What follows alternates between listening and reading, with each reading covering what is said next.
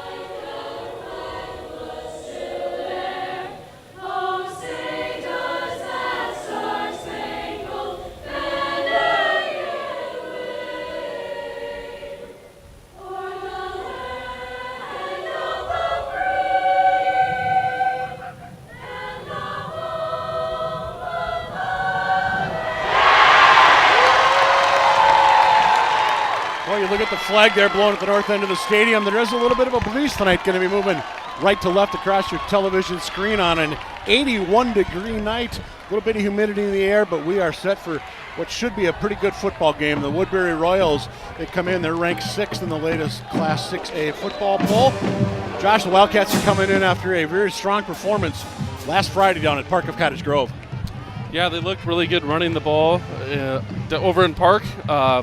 62 rush attempts, over 400 yards rushing, so they spread the ball around pretty well.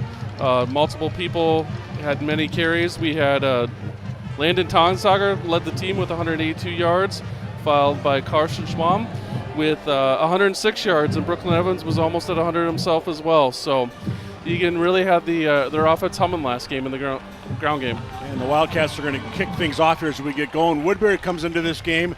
They took down Eastview a week ago, 31-13 over at Woodbury High School. Jumped out to a 17-0 lead. Eastview got within 10 at the half, but then Woodbury got one in the third and kind of put that one away. And the Royals, they come in 2-0. Week 1, they beat Champlin Park by 21-7 count. So Andy Hill's got his Royals ready to go here in Wildcat Country tonight. And we were just talking before the game, I don't know if Woodbury's ever played at Eagan High School. They haven't been conference foes before. Playoff games, I know Eagan's been up there a few times, but... Yeah, so let's give Woodbury a good warm welcome here before we kick off, and then it'll be game time. You saw the Woodbury student section a little bit ago. That Wild West is their theme tonight. And, of course, here on the home side, it's a pink out. It's the big annual Tackle Cancer Game.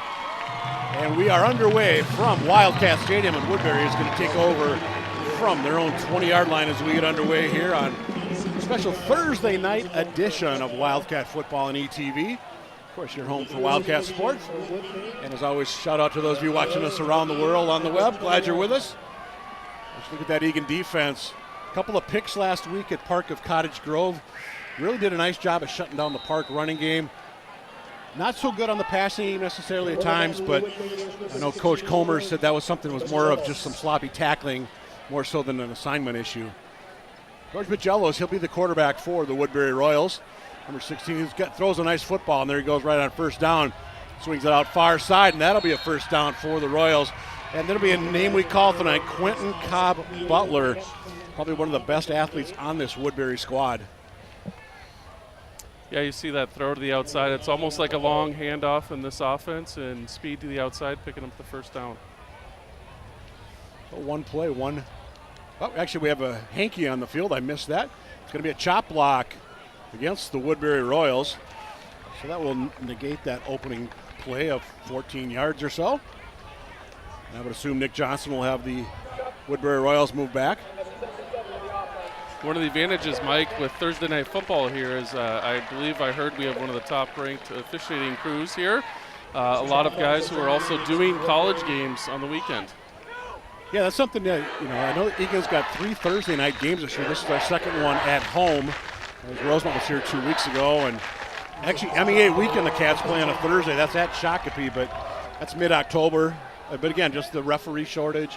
You're seeing more and more games that are being played on non-Fridays as we have flags aplenty once again. I think that might have been a false start. Yeah, I say Woodbury went back 10 on that first play. Are they going to go back another 5 here? And indeed they are as you watch them back 5. False start on the Woodbury Royals. Well, let's not get complacent here on D. It's early in the game. It's still first down. And then Pitt, of course, with the "you can't do that" chant. So jealous in the Royals from the shadows of their own goalpost. They're going to hand it off. They're going to go straight up the middle. Going to lose a couple of yards that time. Tella among those in there for the Eagan Wildcats. And I believe that was number 21, the ball carrier, Tisdall. Lost a couple there for Woodbury. And Tella just comes in unblocked on that play. So now second down and they're about 7. Second a lot for Woodbury. Second about 27 actually. This drive started at the 20 after the kick into the end zone. We'll see if Woodbury goes to the air once again. Out of the pistol goes Magellos.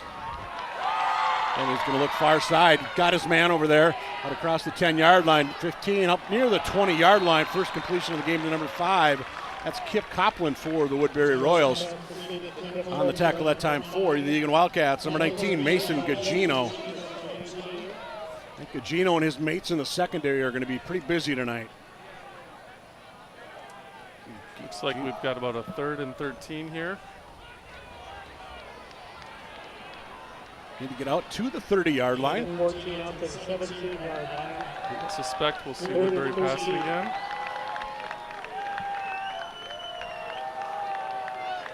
Go to a high snap. Jellos gets it down, throws across the middle. He's got his man. Wow. That's a first down and plenty more for the Woodbury Royals. Matter of fact, Charlie Jacobson, he's going to take this one all the way to the house. Touchdown, Woodbury. And you can hear the Woodbury coaches in the booth. They're happy. Can't blame them. Beautifully thrown ball by Jellos for Jacobson, who split the defense, and he was gone.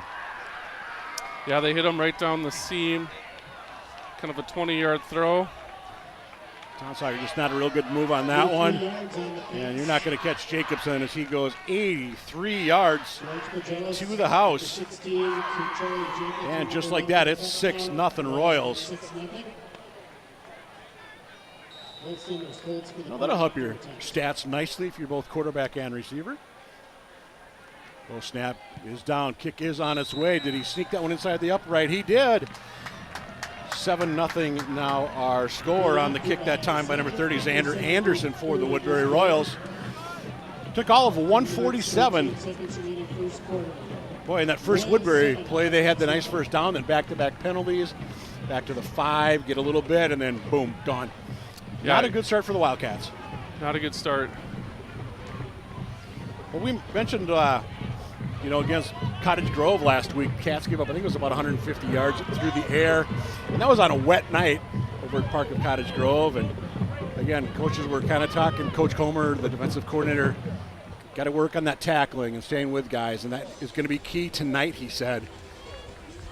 Well, 0 for 1. When the other team's passing, your pass defense, you've got covering guys, but then you've got, once the ball's in the air, pursuing and bringing the ball carrier down after he catches it. The Wildcats are going to get the ball for the first time tonight. Anderson will do the kicking off for the Woodbury Royals. See if Woodbury tries to just pooch kick it here. I know, like Rosemont did against Eagan a couple weeks ago, but this one's going to go down, fielded at about the 13-yard line. This will be Anderson coming near side. Got across 20, needs a block, gets one from Gage, and he gets out near the 34-yard line. Nice return, George Anderson for the Wildcats. I think it's coming back. There's a flag on the field. Usually that's in the holding, blocking the back area. Yep, over there on the far side. Just off your screen to the right is where the flag is.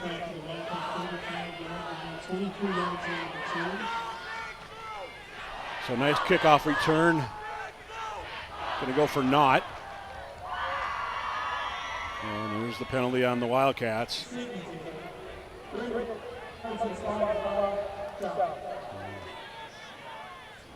As I said, that is a spot foul. Eagan should be taking over, and it looks like it's going to be back at about their own 12-yard line.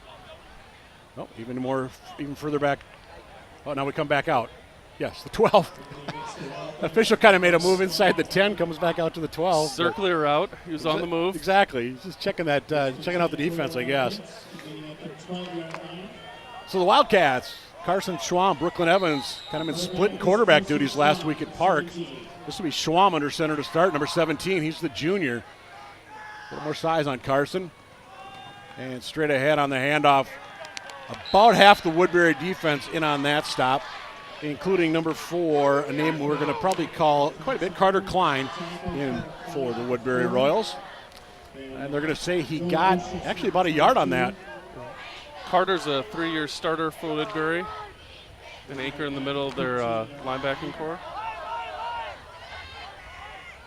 Saw big number 55, Jordan Dunnigan. Keep an eye on him tonight as well in white. Cats, second and long. Going to go to the air for the first time and go near side, McGivern. And the senior gets out to about the 23-yard line. Should be enough for a first down. Let's make sure where the spot is. And the chains are going to move on the far side. Nice, quick, easy route there for the Wildcats. Kind of important, just get something going there. That's right. Loosen the Woodbury defense up. Nice pitch and catch to the outside there. So McGivern with his first catch of the night. Nice to see him just get forward, get the first down. Gage looks like he was going to go in motion. He'll come back near side, number 25 in blue. And straight ahead, the ball carrier again swarmed by a pack of Royals as Tonsauger gets up off the bottom of that pile.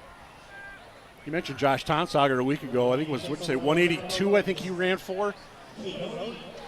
That's right, 182, 6.5 average, 28 carries. It's kind of their bell cow now that Parker Fall. We were all sad to see that he broke his leg in the first game of the year early on. And Tonsauger, you think about it, he had one that was called back too. I think it was like a 45-yard run at one point later on in the game. Like I said, a penalty knocked that one out. That's right. 2nd and 8 for the Cats. There goes Gage in motion. Kept the ball Schwamm that time. He'll get out near the 30-yard line. First man in was Patrick Healy for Woodbury, number 23. Going to set up 3rd and 5 for the Wildcats. One of those plays where Coach, Hendo, Mark Henderson's going to, boy, do I run it, do I pass it? Just kind of that in-between play. As Schwamm comes off, and Brooklyn Evans is going to go in at quarterback, number 11 for the Wildcats. 3rd and 5, definitely more manageable than 3rd and 8, 3rd and 9. You saw Evans. He did a nice job last week. He was just kind of stuck behind some of those big offensive linemen, found a seam, scored it right through. Does he do the same here on 3rd down? Well, Cats are going to run it straight ahead. Woodbury all over that. And it's going to be 4th and about 3 upcoming. There's Dunnigan up on the bottom of that pile for Woodbury. Number 77 in there, Matthias Sangsawana. I know I'm going to have trouble with that one tonight. I hope we got it right. I'll let you handle that one, Mike. Thank you. It's great. We asked Andy Hill before the game, how do you make sure you say these guys' names right? He's got it down, but, for us, no. Kane Tonsauger to kick it away for the Wildcats. Let that one go at about his own 17. Nice high kick. This one is going to be returnable from the 35 out across the 40. Nice 10-yard to return that time for the Woodbury Royals. Liam Fromelt. And Woodbury are going to have good starting position for their second opportunity of the football game. Yep, that's a good punt by Eagan. While there was a few yards on the return, we did swarm and pursue down there and make the tackle. A lot of guys around him. 6:48 to go here, opening quarter. For those of you just tuning in, Woodbury, 83-yard reception by Jacobson, put them up by a 7-0 count, which is where we stand right now. Even after the punt, though, it's good to see Eagan move the ball a little bit, get a first down, eat a little clock, possess it, and let the defense get a little breather before they're back out here. And Woodbury, they're going to bring it around near side. Jacobson, and he is Tella's going to wrap him up, bring him out of bounds after a minimal pickup. Good job by Jordan Tella there for the Wildcats on the outside. Or Jerry Tella, I'm sorry, not Jordan. Jerry. Yeah, that was great pursuit by him. Don't know why I had Jordan on my mind, but yes, Jerry. And a nice job, too. He tackled him up high, but was not a horse collar. No. As soon as he had awareness there, as soon as he realized he was out of bounds, he kind of slid down, let go.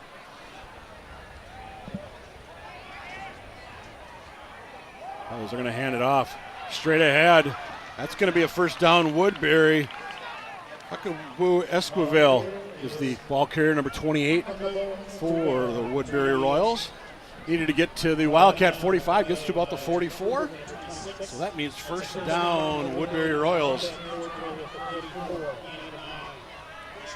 Up 7-0 count already. That's a backward pass. Jacobson's actually going to pick it up. No, they're going to say it was incomplete. They're going to say that was forward. I think it was forward and batted backwards. Okay. Nice play there. I believe that's Sam Iacker. The 22 in blue. He almost picked off another one. He's had a pick in each game thus far. Yeah, you're right. Good call. Yeah, he had that great pick late in the first half a week ago down at Park. Had a little miscommunication that time. And Woodbury's still going to be able to fall forward, get about 3 off of that misplay. Yeah, that pick came at the right time of the game. The Cats went right in. I think it scored with 5 seconds left before the half to get up by, put them up by, I think, 9 at that time. Just as importantly is it stopped the momentum Park was starting to gain. Yep. Woodbury last week against Eastwood, they only ran for 53 yards. Got 14 so far in this drive. And they're going to maybe add 1 to that total as Tislow gets the carry, 21 in white. And they're gonna I think we might be in 4-down territory here, Mike. I would say so. In talking to Andy Hill before the game, Bagelos, did I get that correctly? Has the potential to throw the ball a lot. They're just not out there to run up stats, and they look to spread it out as a team game. Jello's looking to the left, checks his wrist for the with the play call. Let's not jump here in less than 4th and 5. 4th and 7. Yep. Looking the wrong way. Jello's is going to go. He's going deep. He's got a man down there. Ball just hair underthrown, nearly picked off.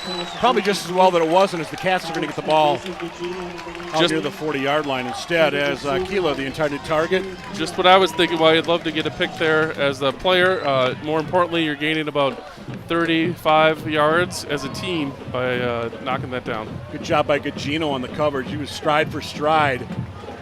And you see the ball got just a hair underthrown. Gino able to stop just enough to get those hands up there. Boy, another yard. That's actually might be in the Woodbury receiver's hands. Yeah. So Eagan from their own 41-yard line. Just over 4.5 to go here, opening quarter on ETV. Schwam, Tonsager, short. It's going to be 2nd and 9, Wildcats. Again, Woodbury has got that play snuffed out well. Tonsager's down, and that's not a good sign if you're an Eagan Wildcat fan. Not at all. It looked like he put his hand down to catch his momentum just as he was hitting the ground. Let's hope this is not something serious.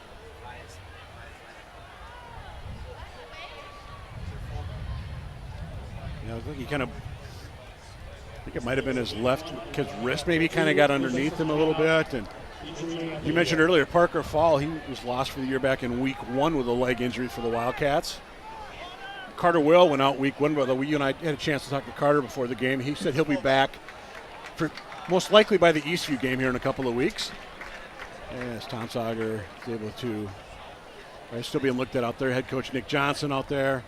Dr. Diana Bachlan, the Eagan trainer. Yeah, Mike, would you run the ball this much? I think it was Glenn Mason who coined the phrase, you need a pair and a spare, and we're going to be looking at the next man up here at the B-back position, the fullback, running back position. So right now the Wildcats have George Anderson on the field, number 2. 25 is Tate Gage. I believe they're normally both A-backs. I think it's number 23 in it, the running back position. Jordan Gaudreau, yep. Gaudreau. Got a few carries last week as well. Probably a half dozen or so. 2nd 9 for the Cats. Gage goes in motion. Quarterback keep. This is Evans going outside. Woodbury absolutely read that one well. To Evans' credit, he might have ended up getting half a yard on that play before he was chased down by Cole Simmers. But a nice job by Simmers and the Royal defense. They were all over that. Yep, Simmers coming in from the safety position there, really closed down the gap. Nice tackle as well. 3rd and 10 is Schwamm back in at quarterback for the Wildcats. Lots of times when you're coming in that fast at that angle, if you don't get a good grip, you end up flying by. Peter McGivern lined up wide right. He's watched out there by Quentin Cobb Butler, number 8. And they're going to go outside. A little Anderson coming out of the backfield. That'll be a first down into Woodbury territory at the 43-yard line. 16-yard pickup on 3rd down for the Wildcats, and the sticks are going to move. That was a nice throw there and catch in warm-ups before the game. I saw them, this is a basic out route. Saw them, the quarterbacks, both of them, looking sharp on that type of throw. It's going to be 15 yards officially. They're going to spot him at the Woodbury 44. But most importantly for the Wildcats, it's a fresh set of downs. And Landon is back in at running back. Good to see.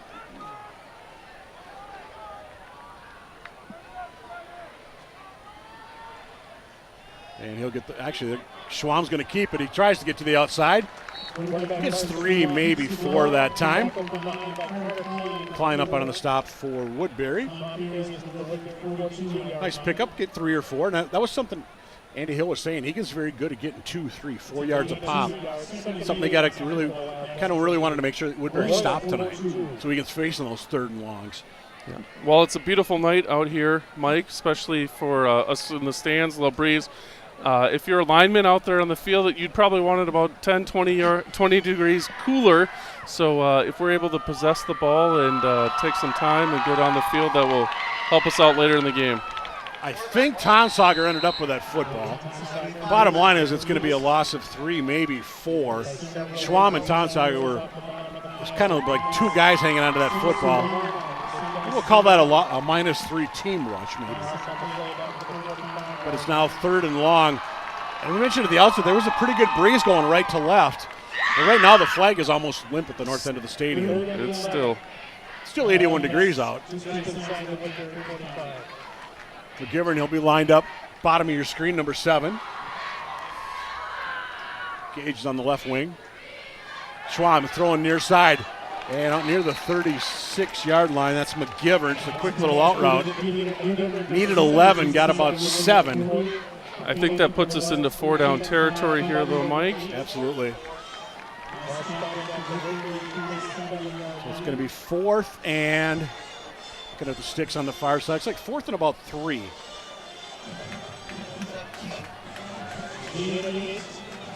Just over a minute to go here, opening quarter on ETV. Again, special Thursday night edition of Wildcat football. Woodbury Royals looking to make a stop. Schwamm, Tonsauger through the gut, 6 points, Eagan!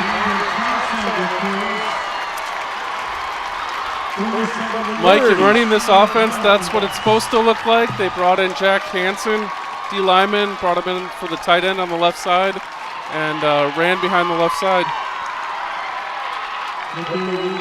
I think you call that untouched. Somebody might have briefly got a hand on him at first on the line, but that would be at best it was brief. It's really great to see the Eagan Wildcats counter here towards the end of the first quarter get on board.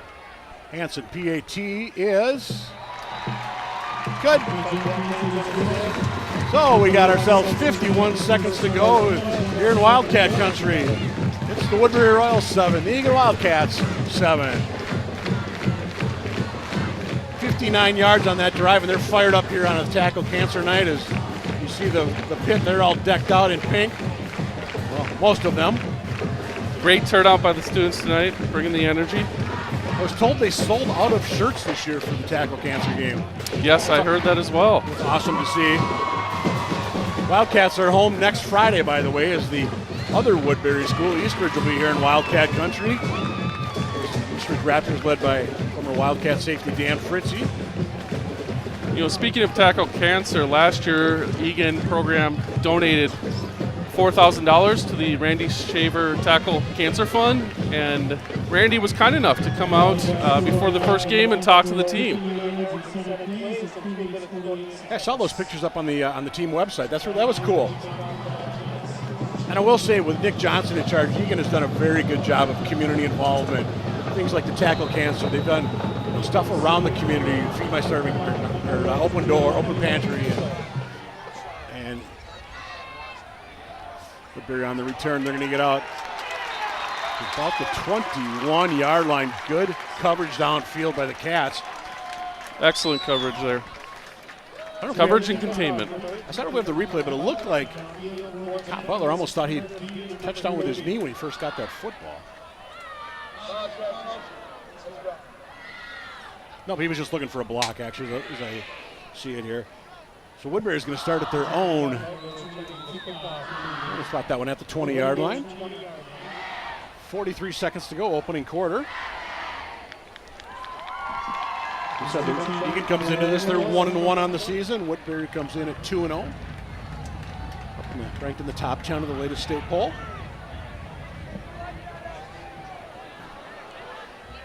And bouncing trying to get to the outside and hanging out for dear life at the bottom there, I believe was Gugino. But that was number 5 with the carry. That was Copland. I believe you call that a tough 6 yards.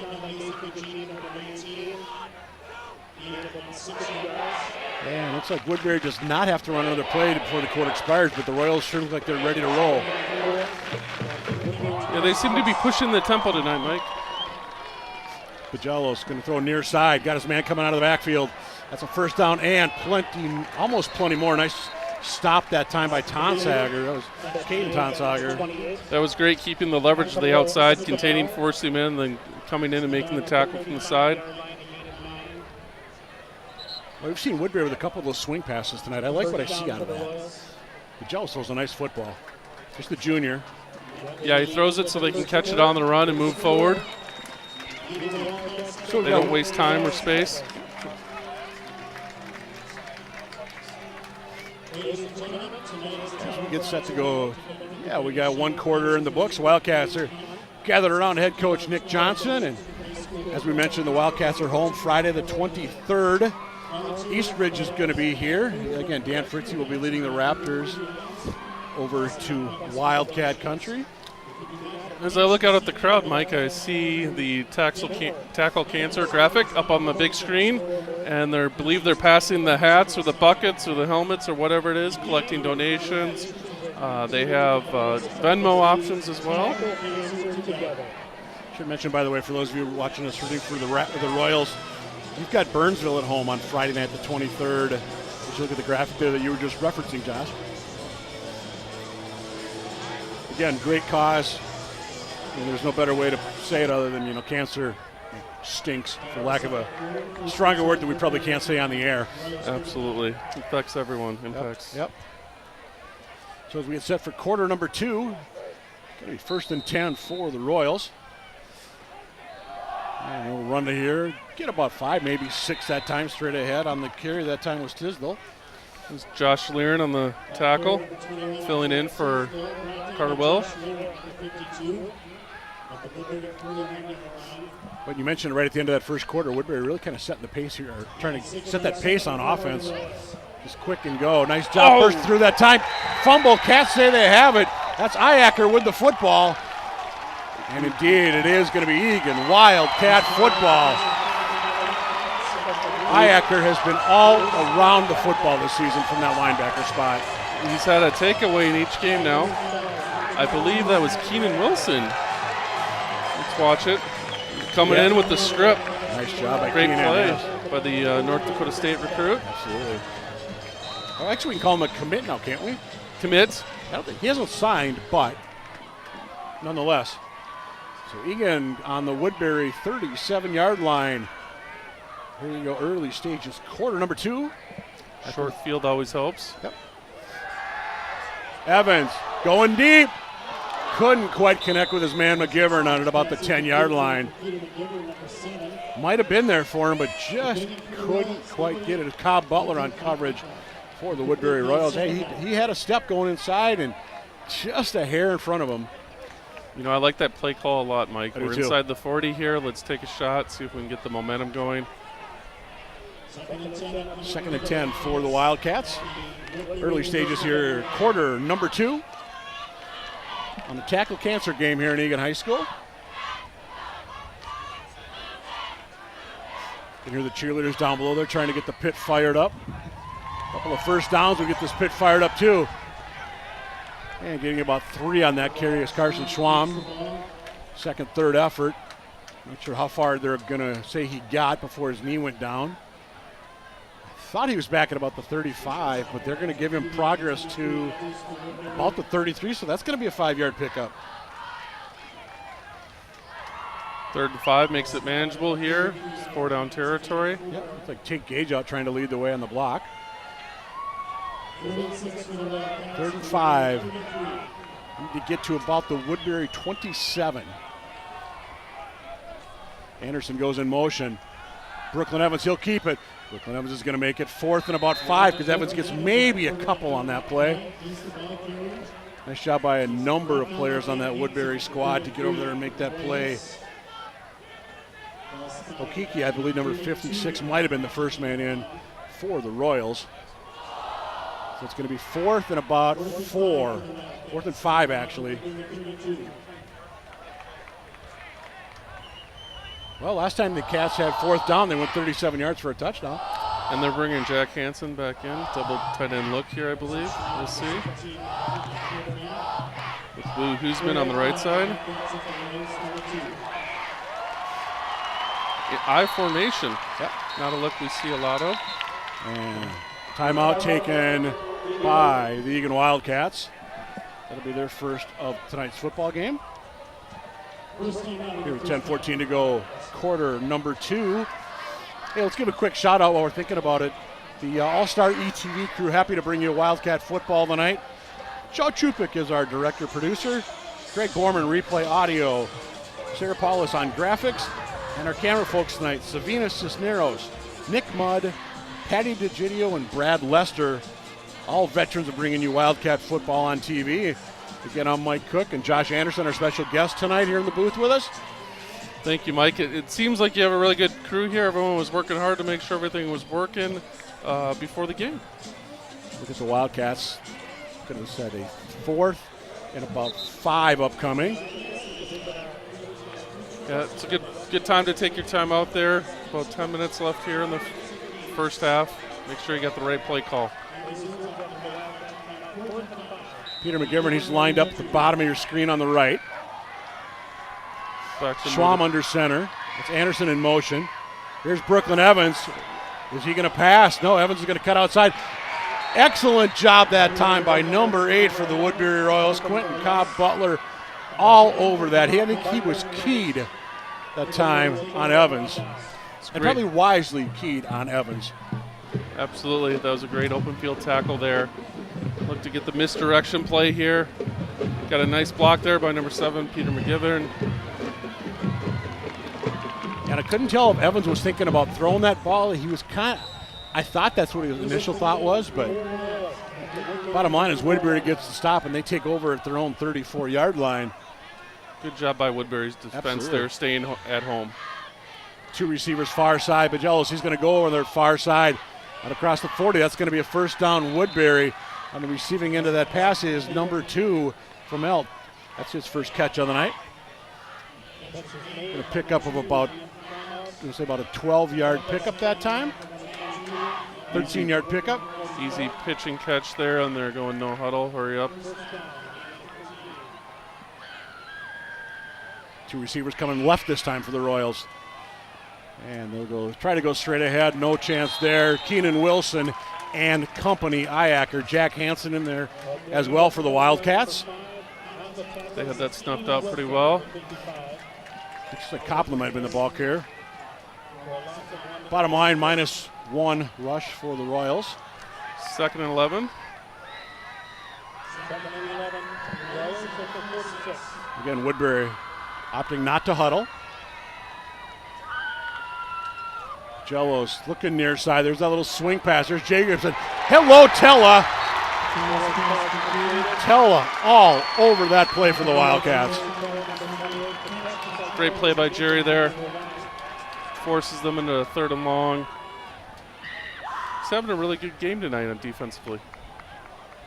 So it's going to be 3rd and what do we got here? About 14 for the Woodbury Royals.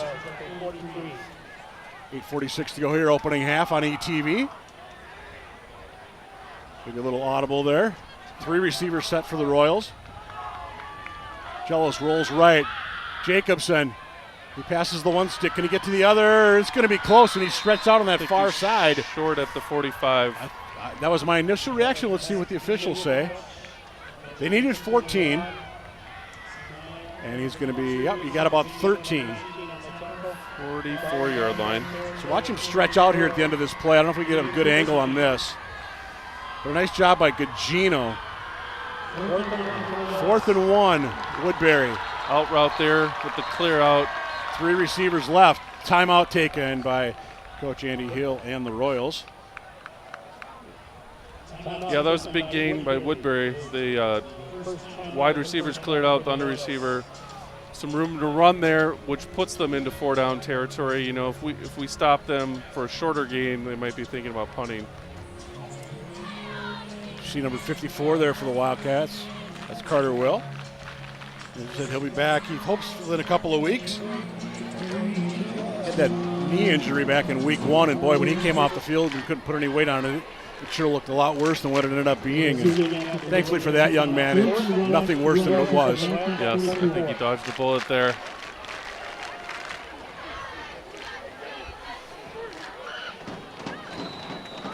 So Henry Heinlein, 33, is kind of getting a little more playing time now with Will out.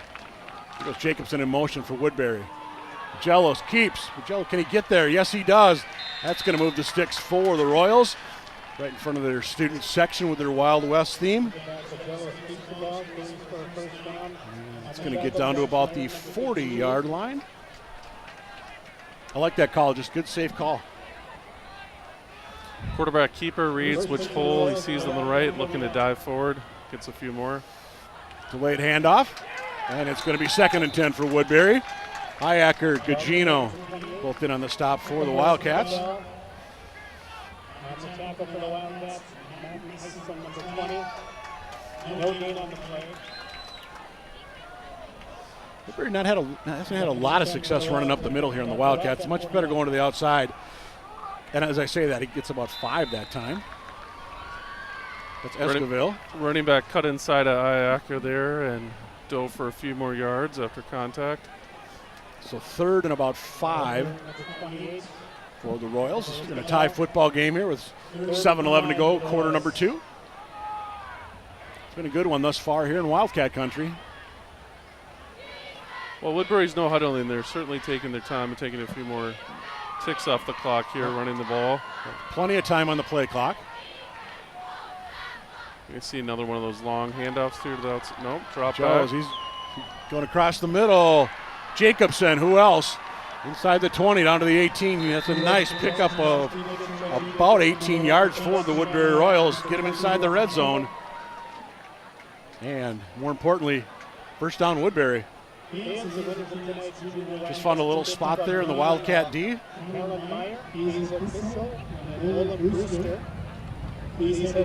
Settled in. Nice pass by Jellos. Cole Will in there, 57 for the Wildcats. Keenan Wilson, 55 up in that D line. Bobbled snap, but Jellos is going to get it. And he'll maybe pick up a yard, maybe 2, but more importantly hung on to the football on a busted play. Yeah, if you're Woodbury, that could have gone a lot worse. Yes, it could have. 2nd and 9, you'll take it. Yeah, there is just the one turnover tonight. It was by the Royals.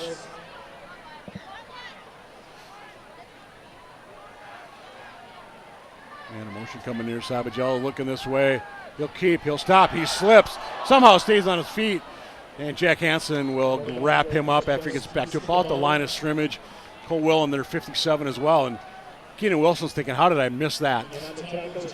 He was in there initially, and you have to give the Woodbury quarterback credit. I thought his knee was going to go down on the ground, and he kept on his feet, probably gained 5-6 yards after that. See how close he was. Football's down, hand goes down, but not the knee. Just very good awareness there by the junior signal caller. So it's 3rd and about 8 for the Royals. We approach 5 minutes to go here in the half. Middle screen here. Absolutely. 10, 5, 4, 3, 2, 1. And he'll get stopped at the 1 yard line. That was Frommel.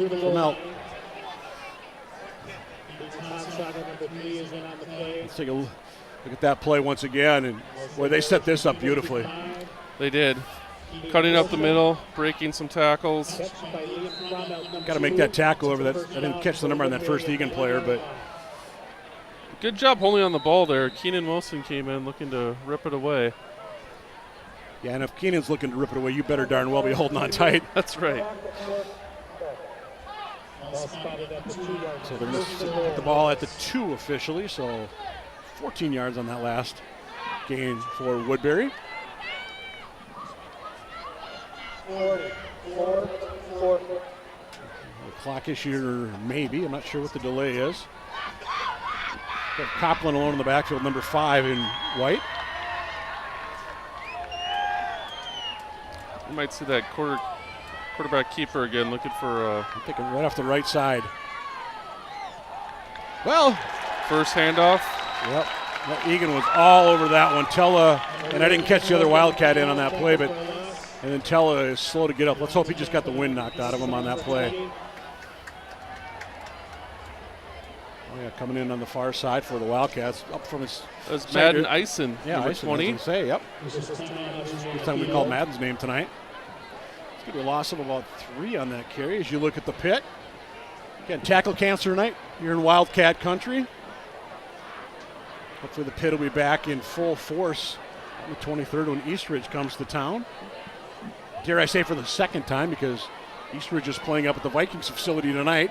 They're playing Hopkins, so yeah, Eastridge should be coming in on should be a relatively easy win tonight. One would think for the Raptors, is Hopkins a program that's really struggling right now. Yes, numbers are down there. Eastridge should be another tough test next week for the Wildcats. And then on the 30th, the Wildcats are going to travel down to Eastview, which is not an ETV game. That'll be another one of those pay-per-view on the website kind of deals. Eastview didn't want to let us in. But every other game this year is scheduled to be broadcast on ETV. That's great to hear. You know, for Wildcat Sports, as long as. Also, we've seen swimming, volleyball, boys and girls soccer have all been on the ETV this year. You know, there's a lot of players out here that have relatives, family out of state that tune into these games, and we appreciate that being able to bring it to them. We're in the Wildcat defense looking to make a stand again. 2nd goal from the 5 for Woodbury. That ball is incomplete into the end zone. Tried to get it. Kyle Pollard over there. He's tangled up there with Tonsauger. Caden Tonsauger. Not to be confused with Landon. KT, LT. Then there's Connor, who's watching us from Chicago tonight. Nice coverage that time by Tonsauger. Great coverage. 3rd and goal for Woodbury from the 5. A lot of options. Jacobson, number 1, he's got some catches tonight, including that long touchdown pass. Far side, can it get to the corner? That ain't going to happen. Nice job by the Wildcat D. First man over there, number 24 in blue is Rockford, I believe. Yeah, David Rockford up from his secondary position. And now what do you do if you're the Woodbury Royals? I think you go for it, don't you? I think they're going to let the clock go down here, and then they're going to take time out. Watch 24 Rockford for the Wildcats. It's tough running there. Yep, Gugino came over to help out as well. Gavin Burbach in there, number 16. First time we called Gavin tonight. Making some noise in the pit. 4th and goal from the 5. And the Royals are going to take a timeout as you suggested. As you look at the pit, as we said, tackle cancer tonight in Wildcat country.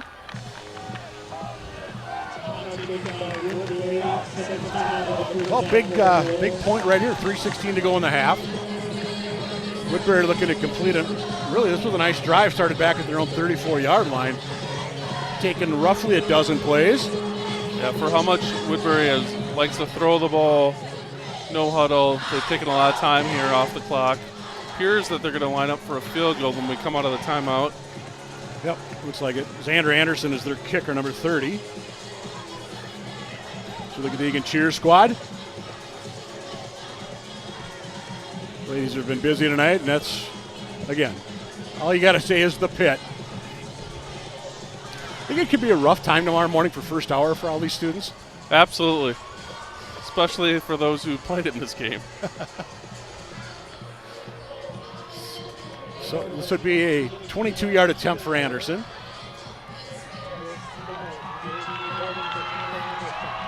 It's on the right hash.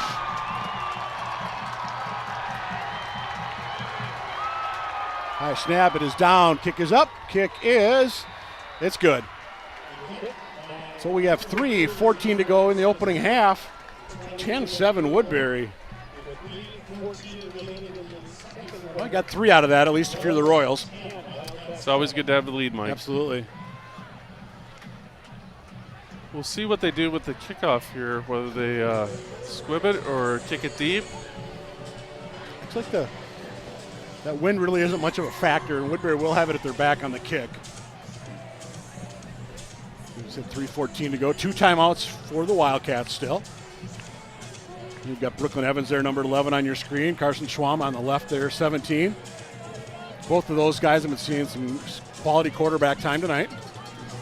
Yeah, looks like it's a shared position, mostly shared. It's interesting. I asked Coach Henderson about that, or it was NJ. They said the thing is Carson's a little better right now at being able to read the defenses and act a little quicker. And again, he also has a year under his belt. Versus Brooklyn's getting better at that. So yep, that's always very helpful. And again, in this, just like we talked about at running back, having a pair. When you run the ball this often at quarterback, you need a pair too. Yeah. Obviously, there are no qualms about no matter who's back there for the Wildcats.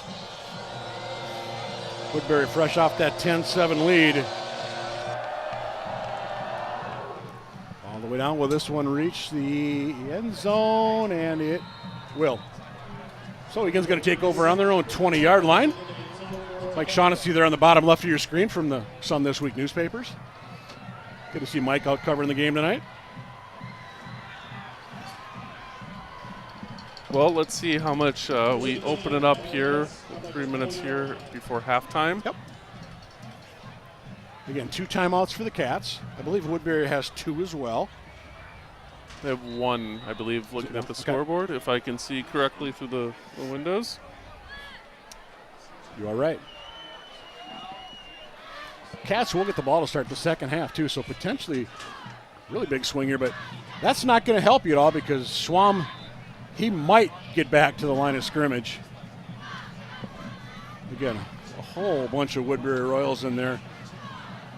77 leading the way again. Matthias Sangsawana. I apologize if I'm butchering that name. But yeah, Matthias is 77 and Micaiah 74, junior and sophomore for the Woodbury Royals. -1 that time on the run by Schwam. We've got twins right here with George and Peter. Motion, pitch. Yep, here's Evans. Evans coming out. He'll get near the 30-yard line. Is he going to get up for the first down? Let's look at the spot. Referee on the sideline, man. Oh, they are going to give it to him. Looked like I thought he might have been half a yard short, but first down, Eagan Wildcats. All important to move the chains here with not much time left. While you do want to go down and score, you also don't want to give the ball over with time left on the clock. Absolutely.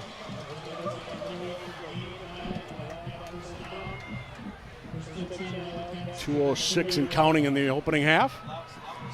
10-7 Woodbury here on ETV. Tight formation for the Cats. I believe that'll be Tonsager. Again, might have got back to the line of scrimmage. Good job again by that Woodbury defense. Looked like it was almost going to open up there for a brief second, and then it closed right back down the hole. Saw some of the big linemen there for the Wildcats. 75, Javon Hanna. 6 foot 275, the Wildcats center. And Brooklyn Evans underneath him. Ball.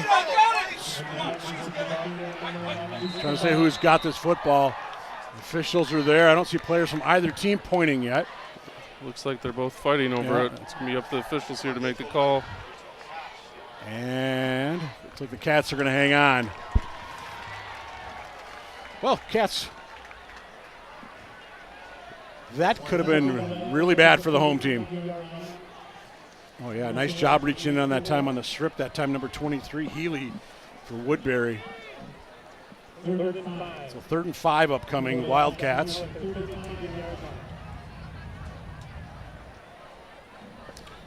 We're inside a minute to go in the half. Eagan looks pretty content just to go into the locker room down by a 10-7 count. I think we might let clock run down, take a timeout here before maybe try and get him to jump. About 5 seconds to go on the play clock. Schwam under center. Schwam here. Schwam will actually keep it. He'll cut outside, 40 pitch. There's Jordan Anderson out across midfield. 23 seconds left. Cats in Woodbury territory. Well, they even fooled me on that one, Mike, before even snapping the ball. They snapped it about a second left. Nice keep on the read and with the pitch, an extra 7-8 yards. Looks like it. Across midfield. 2 timeouts. 20. Yep. Oh, clock is running. Now we take our timeout, I believe. Look, Or is officially the clock supposed to talking be this stopped one there? over. Out of bounds. Clock should have been stopped till Yep, the I agree. snap. Reset the play clock here, or the game clock. Okay, we get 23 seconds on the clock. At 4 ticks. Schwam and the Eagan offense looking to strike here in the final seconds of this opening half. First down at the Royal 49. McGivern split wide left. Schwam looks that way. Across the middle. Oh, too high, McGivern. And nearly picked off that time by Cobb Butler. He brought one home last week against Eastview. Yeah, it looked like on the post there they had bracketed high and low. That play took all of 4 seconds. If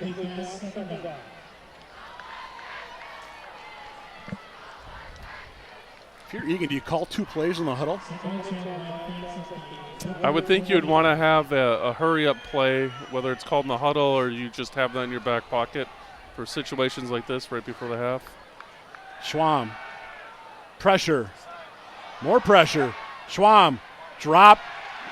Nice job by the Woodbury defense. He's going to be down back at the Wildcat 41-yard line. Much the pressure by Woodbury bursting through this line. Let's see who that was on the far side. Okay, yeah, number 56, the Okeke with the pressure for Woodbury. As we reach the midway point of this football game with the Woodbury Royals 10, the Eagan Wildcats 7. Entertaining opening 24 minutes. As the Woodbury Royals trot off. 10-7 lead here in Wildcat country. All right, we're going to take ourselves a break. You're watching Eagan Wildcat football on ETV. We're at the half. It's the Woodbury Royals 10, Eagan Wildcats 7. We'll be back shortly with second half action from Wildcat Stadium.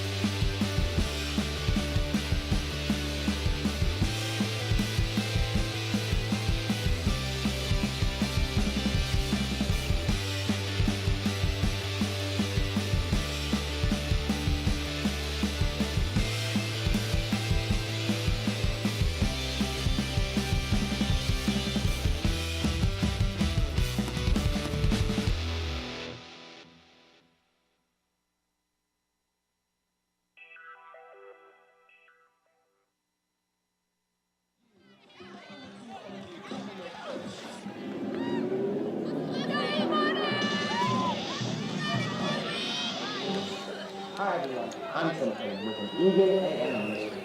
Now on the field is the 2022-2023 Eagan High School varsity marching band.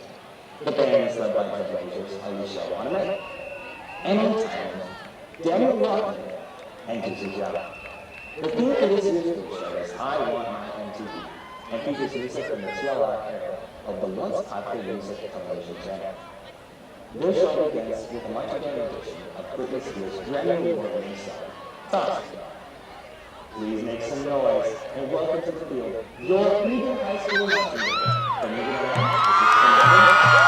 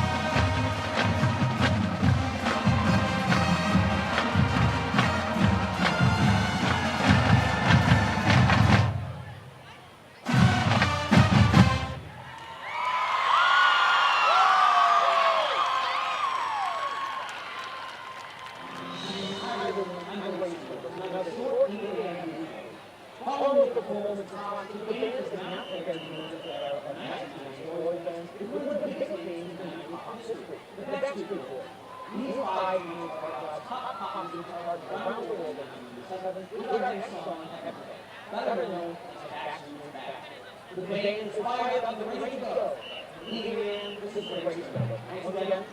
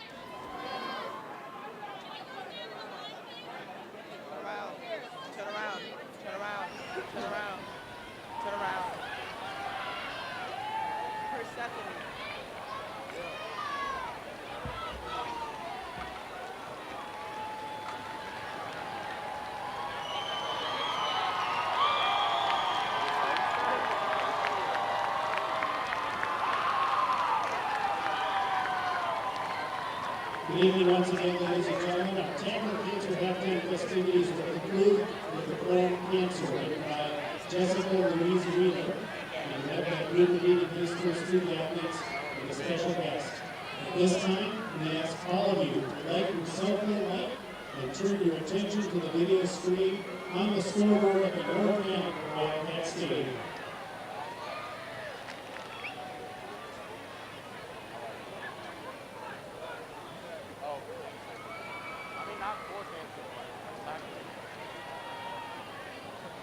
Oh, you got to pick that up every time. Not bad. No, I think I'm obviously it's not that effective. I'm the Black Little Mermaid.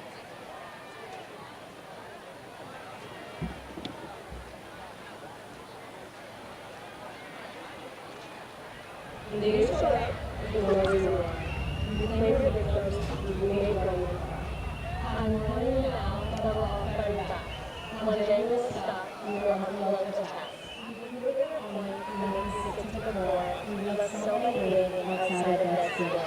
Enough is enough. You can't realize forever. You've torn apart families that are happy together. Nobody knows why you're even here. You're not wrong to be hated. You take those that are here. There's no explanation, but I don't want to answer. I know what you're wrong. You know that hurts us can make it cancer. You've got nowhere to run and nowhere to hide. We are coming together. So say finally, we go.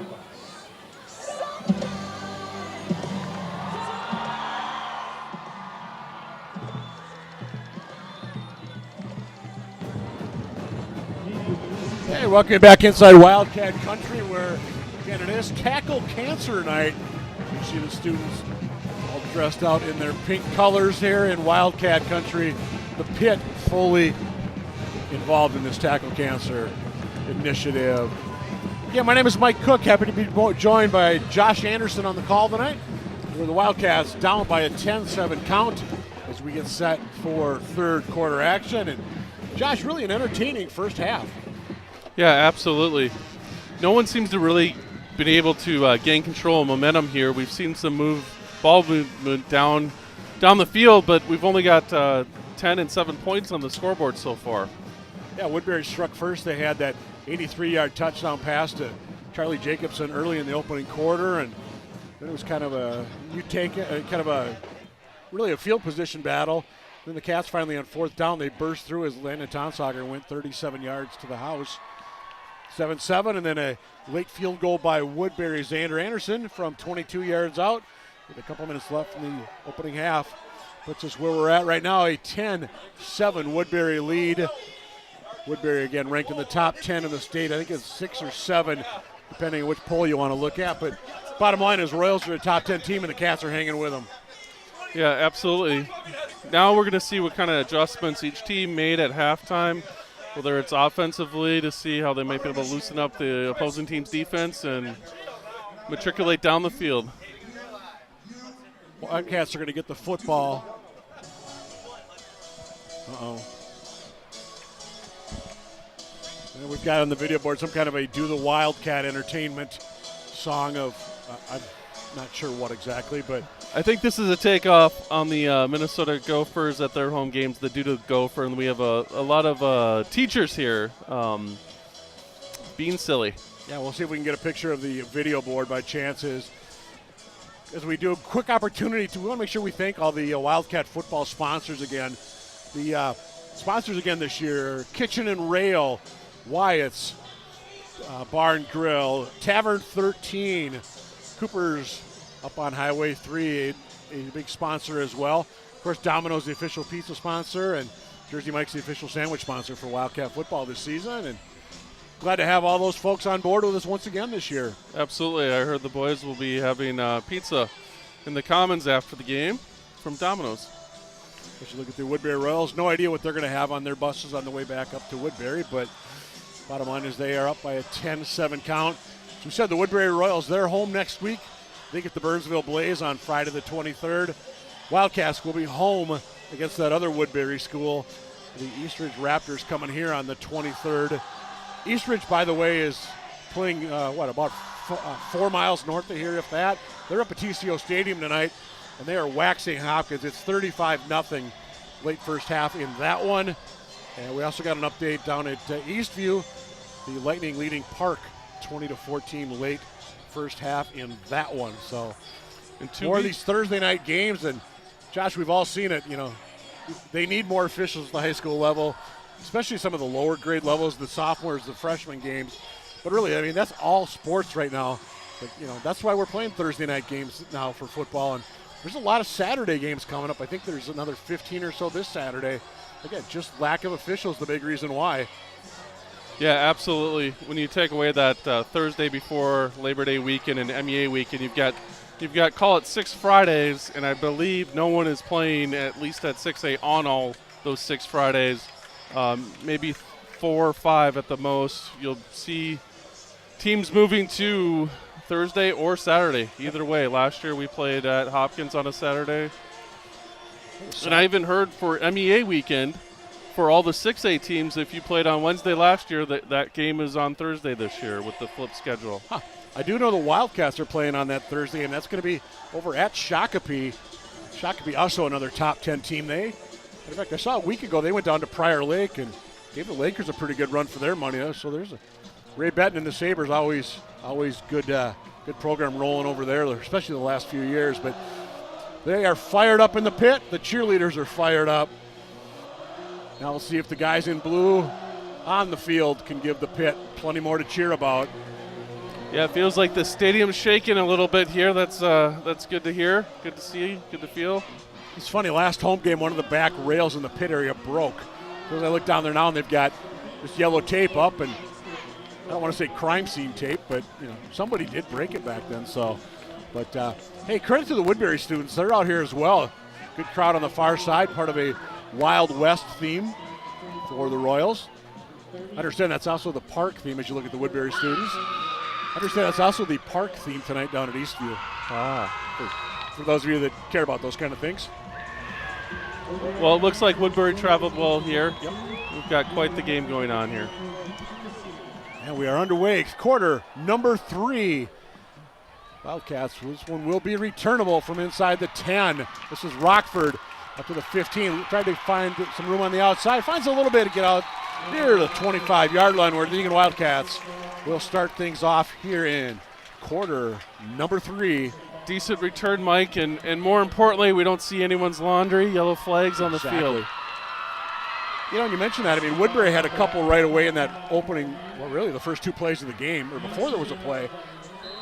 Not much since then in terms of penalties. So relatively clean football game between these two teams. So the Wildcats from their own 25-yard line as we start half number 2. Carson Schwam in a quarterback for the Wildcats right now. And he'll pitch. This is Anderson. Tries to get a block downfield. Gage gives him one. And out across the 35-yard line. Sticks are going to move.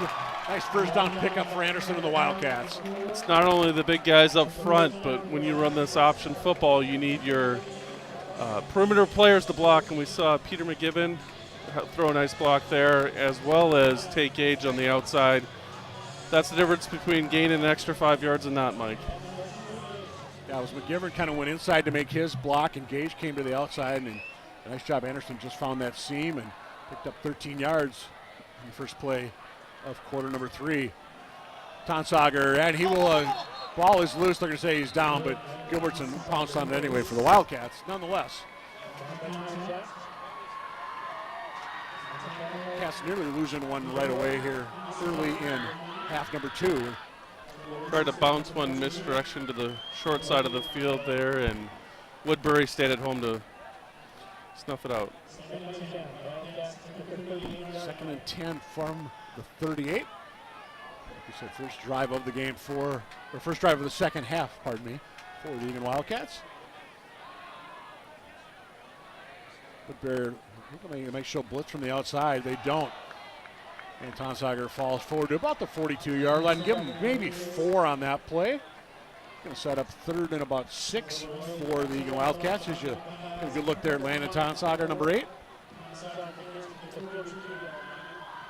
That was a nice run in the inside. You have to wonder, did the pitch to the outside a few plays earlier loosen them up a little bit? That Woodbury defense looking to make a stand. Dunnigan and company in white. Cats, McGivern lined up way up top of your screen to the right. Pitch, Evans. Evans got some wheels. Evans first down across midfield. And he'll get taken down at about the 48-yard line of Woodbury's. The sophomore picks up the first down for the Wildcats with a nice burst of speed. 3rd and 6, that's what you like to see, open field there.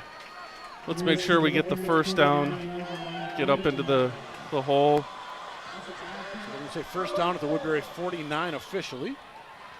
As we said, opening drive of half number 2.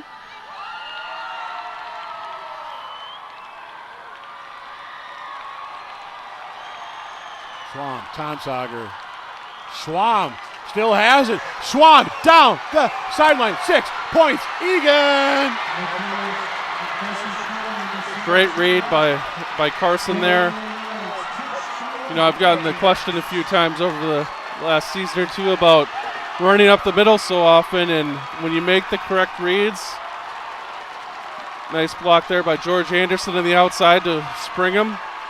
Turns a good gain into a touchdown. Well, they're partying in the pit right now. Jack Hansen for the PAT. It's a great job by the offense coordinator, Mark Hendrickson. Chad Gage coming out of halftime.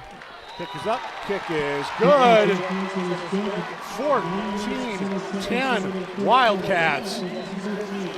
That's what Eagan needed. Come out, drive down the field. No turnovers, no penalties. Put it in the back of the end zone. Hey, again, a special shout out to those of you watching us wherever you are, watching us on the World Wide Web tonight. You see on the YouTube feed, we got Ann Farrell watching us from Iowa tonight. And we got Team Tonsauger, they're watching us from the Chicago area. With Connor, and I believe his grandpa is at Floyd, I believe. You know, it's we've got Peter McGivern, number 7. He's got relatives in Iowa, Wisconsin, Colorado, New York, California, all the time zones watching tonight. Well, I looked at our game last time and I saw we were being watched from Austria. We were playing, the Rosemont Irish were here. Former quarterback Jackson Erdman was watching us from Vienna.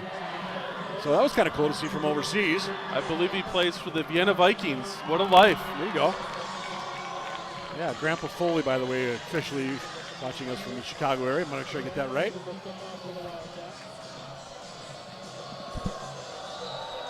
(14-10) Wildcats.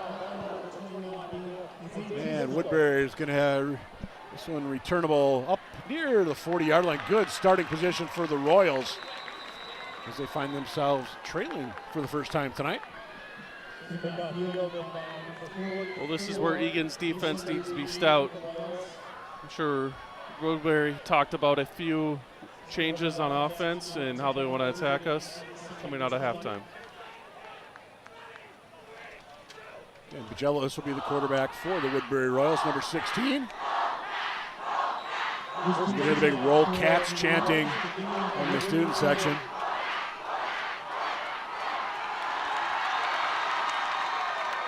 Cats thinking about a blitz. Jello's going to roll near side. Got a man across the middle out near the 45-yard line. Pick up the 5 yards out to number 19 is Jackson Cock. Jack Kruger on the tackle there. So we've got somebody, George McGivern, checking us out from San Diego tonight, by the way. Part of that McGivern clan. 2nd and 5 upcoming for the Royals. Jello's looking to go to the air. Plenty of time. Across the middle. Got a man. That's Jacobson out to the Eagan 45. That'll be 10 yards for the Royals, and the sticks are going to move. It's a good job by the Woodbury quarterback standing in there under the pressure. Finding strike. Took a hit afterwards. Watch the time he's got, though, too. Give credit to the Woodbury O-line.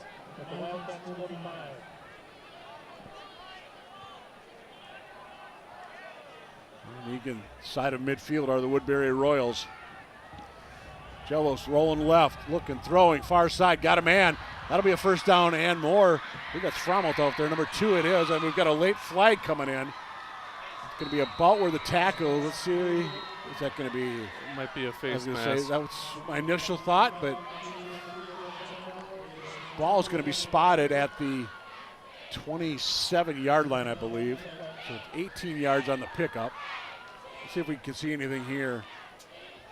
Stays in bound. Are they gonna get Iacker right there on a 5 maybe? I don't know. You know, that was just his forearm. Yeah. They pick it up. No, they're moving him 5. I'm gonna guess it was Iacker. I didn't hear the call. Angelis just rolled out, found his man on that far side. Kind of a weird play there. I'm not sure there was a penalty. Yeah. So plus the 5-yard face mask. So from the 21 goes Woodbury. They set it up with a little screen. Couldn't quite hang on to the football that time. Inside screen. Yep, it was set up that time. Kyle Butler with the drop, and that's not something you see very often from number 8 in white.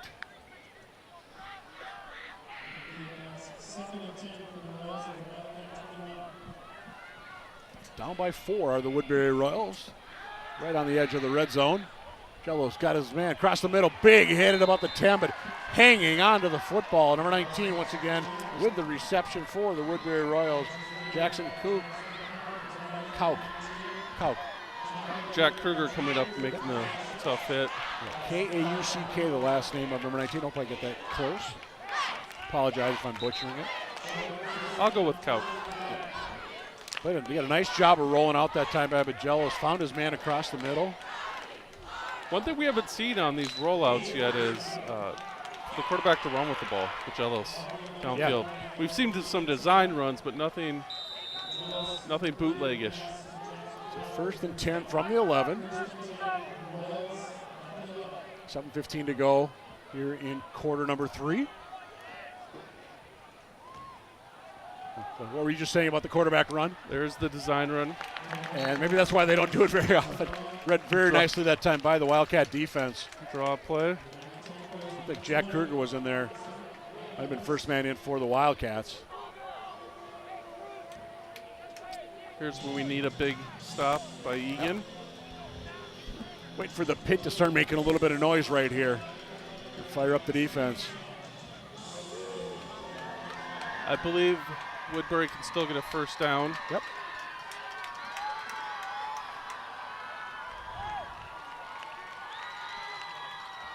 Dallas is looking near side. Got a man coming across the middle. Touchdown, Woodbury. That was from Elk. First of the night, second passing touchdown of the night for the Woodbury Royals. Just a nice little in route and a beautiful strike.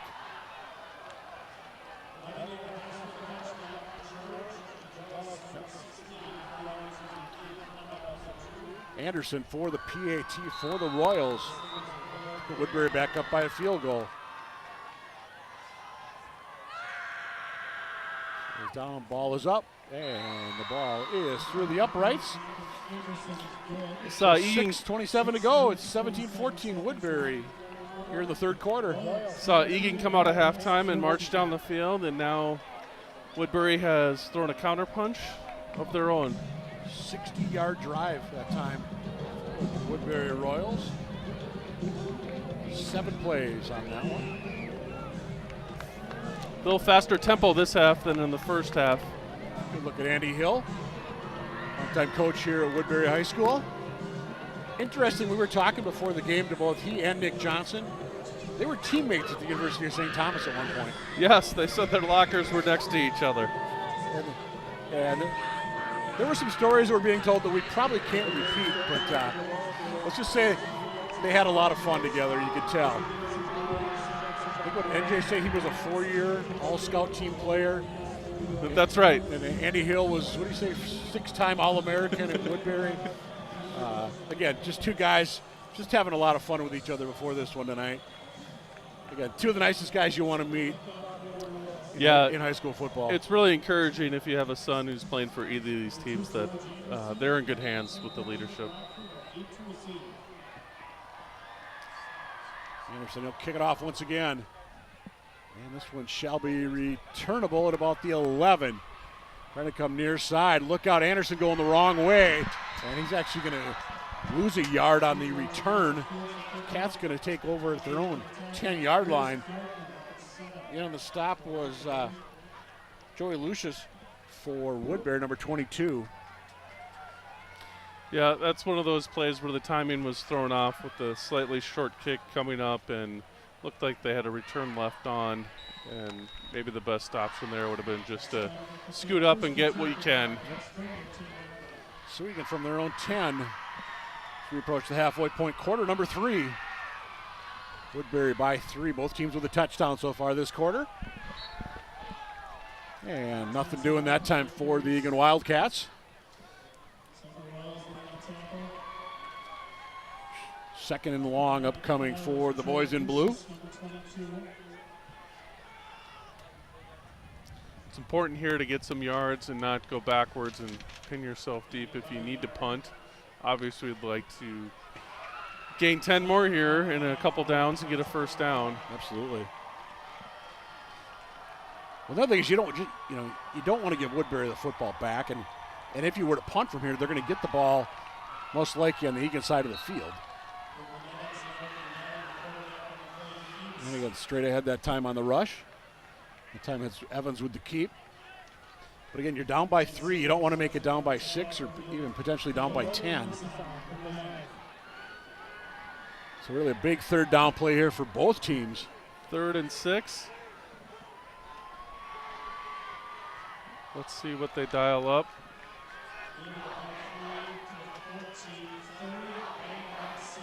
A lot of options for the Wildcats. Schwamm, the quarterback.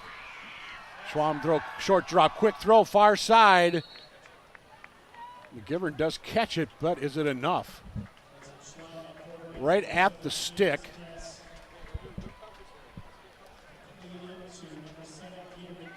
And it's going to be just shy of a first down. So it's going to be 4th and less than a yard for the Wildcats.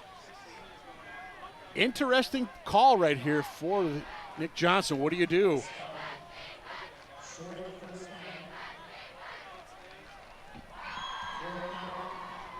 Little slow here, getting the play clock is running down. Slow. Cats looking like they're going to have to take a timeout here. I'm not sure if they have enough guys out there. Yep, there's the whistles. Timeout taken by the Wildcats. It's just me, or I think they're missing a punter in particular. It appears. I believe they're missing a couple players. Yeah, well, that's one of those timeouts you hope it doesn't burn you later on. Yeah, absolutely. You need one late in the game, and you realize you had to burn one because of a special teams mistake. Absolutely, but you need to take the timeout there. Absolutely. Hey, I want to quick mention a couple other Wildcat sports that are happening right now. Boys soccer, they're 3-4. They took on Shakopee today. Haven't heard a score yet on that one, but they lost 2-1 here against Farmington the other night. They've got a couple of home games next week. They've got Lakeville South here on the 20th, and the 22nd, Apple Valley will be here. And the game on the 22nd is a boys-girls doubleheader. For the girls, they're now 3-3. They've won 2 straight. They beat Farmington 3-0 on Tuesday. Got the offense back on the field, Mike.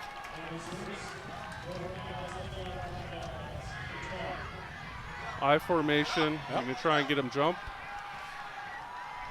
Do you look at a potential pooch kick here? I'm not sure what you do. Gutsy call by Nick Johnson, but I like it. Cats are going to run sneak. it, and the pile's Looks going to like move. they got it. They indeed do have it.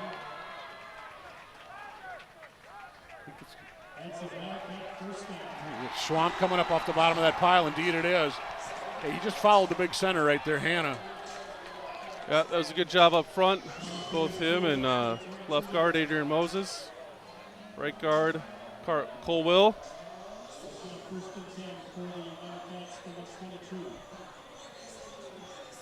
think there were a few hearts beating a little fast on that one for the Wildcats. I think so. Between Coach Nick Johnson and offensive coordinator Mark Henderson. And You got to convert on those things, though, if you want to go out and win the game. kind of play that now you just got to build off it as we're inside 4 minutes to go in the third quarter. Pitch near side. Anderson tries to get outside. Hold the ball. And he is going to be stopped. Progress will get him out to about the 24-yard line. Cobb Butler then a stop for Woodbury. Seems like we've called Cobb Butler's name an awful lot tonight, number 8 in white. It's on the bottom of your screen. Very sure tackler right there, hangs on. You know, on that play, while we only gained 2, running the option here, Carson took quite the hit after he made the pitch. So that's one thing in this option offense is you gotta, if you think someone carries the ball 8 times at quarterback, it's really 12 with the hits they're gonna take on the pitches. 2nd and 8, Eagan. You had Woodbury by 3 here in the later stages of quarter number 3. Tonsauger tries to bounce it to the outside. Nice job of Woodbury of staying with him on that play. First man on the stop that time was Ben Hansen, 33 for the Royals. Nice job by him too to keep his feet moving. So it's going to be 3rd and we have an injured Wildcat. Or at least sitting down on the turf. I'm not sure. Hopefully that's just a cramp. Yeah, is that Javon? Is that Hannah? I think it might be. Again, Dr. Diana Bachland out, Eagan trainer. It's still 77 degrees here in Wildcat country. Beautiful night. Yep. Shout out to those in Eagan who are watching this game from their deck. Hope you're enjoying the game from your deck. Yes. You should be here tonight. I mean, it's the Friday Night Lights Thursday edition. We've got Finer Meats and Eats is here with their food truck. Brick Oven Bus is here serving the pizza. I'll tell you, Josh, I don't know who in the Booster Club gets credit for these food trucks. They're doing a heck of a job. Those are 2 very, very good food trucks to have. Trisha Burbeck finds and sources them. And Mike, I think we should get free pizzas after the game because I've been smelling the pizza all game and it smells delicious. Just teasing us. Javon looks like he's up and he's walking. Yeah, Brick Oven Bus, they're based here in Eagan. And Finer Meats and Eats, they're out of 38th and Nicollet in South Minneapolis. Both those outfits scheduled to be here for the remaining 2 home games, regular season home games. Jack Young is in at center. Yep. Number 79.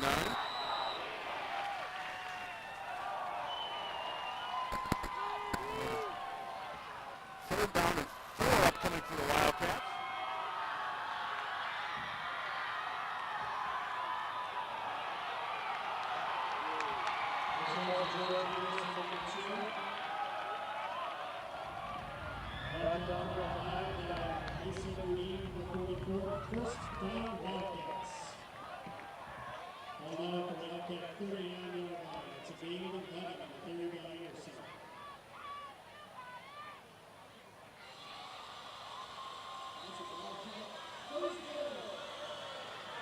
This Dixon Wildcats now at the 49-yard line.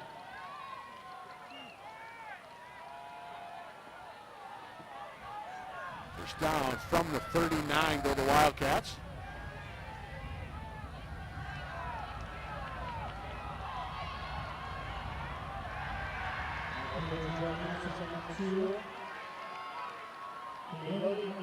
Number 9, he gets a tackle for Woodbury. At the 39, Eagan.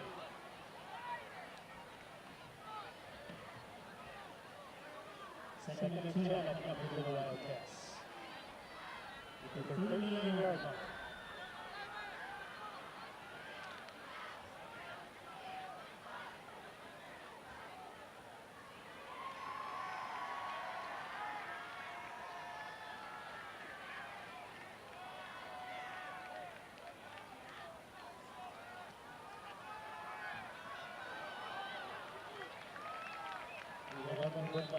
Quarterback on that play, he keeps the ball.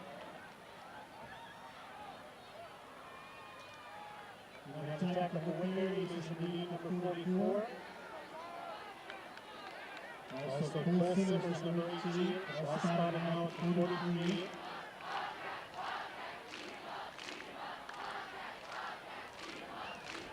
He made a 4-4-6, Wildcats now at 43.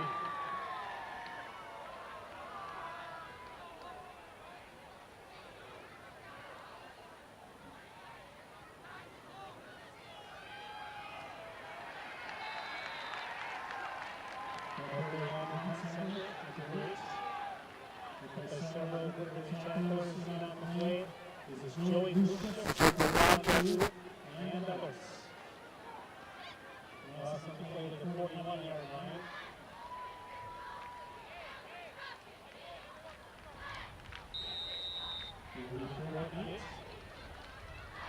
It's the end of the third quarter. Just the score after 3 quarters here at Wildcats Stadium.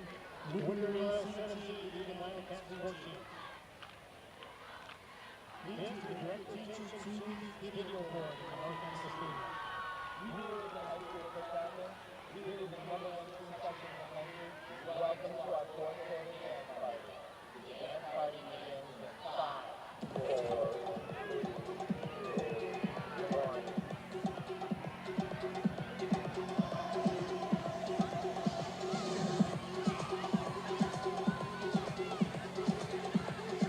Everybody clap your hands.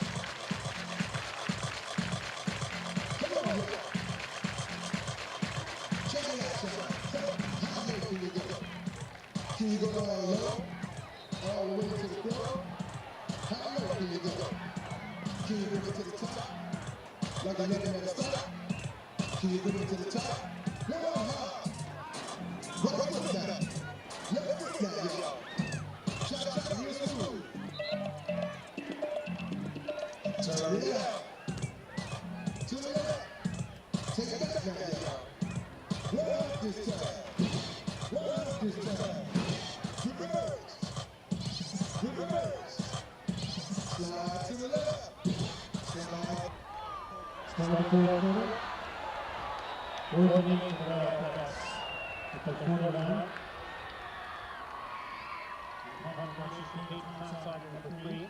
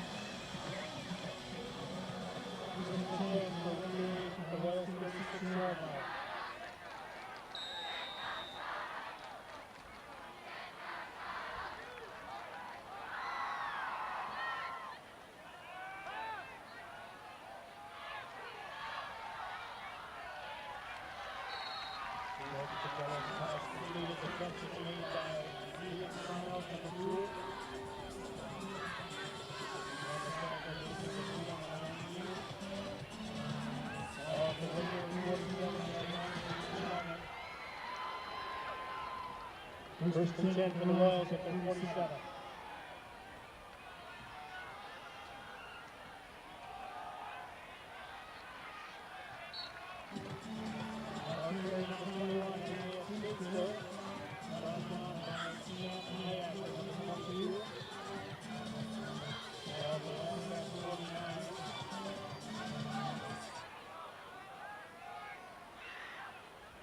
Needing 4-7-6 Royals at the Wildcat 49.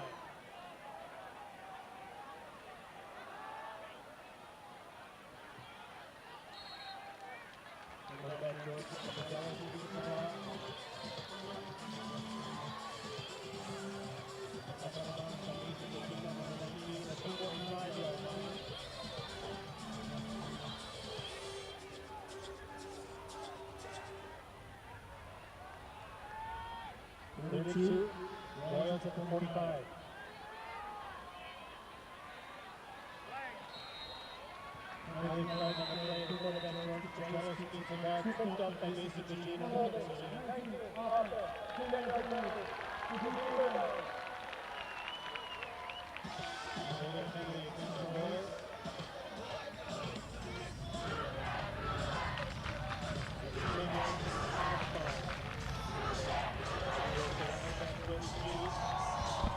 All right, 10-yard penalty there on Woodbury. Going to set up third and about 9 upcoming. More importantly, negates the first down. Apologize for the technical difficulties here in Wildcat country. Joys of technology. They're great when it works, or it's great when it works. Jellos to throw it. Throws it heavily into traffic. Lots of time. Yep. And they're going to say it was Short. Yep. Are they going to say it was incomplete? I believe.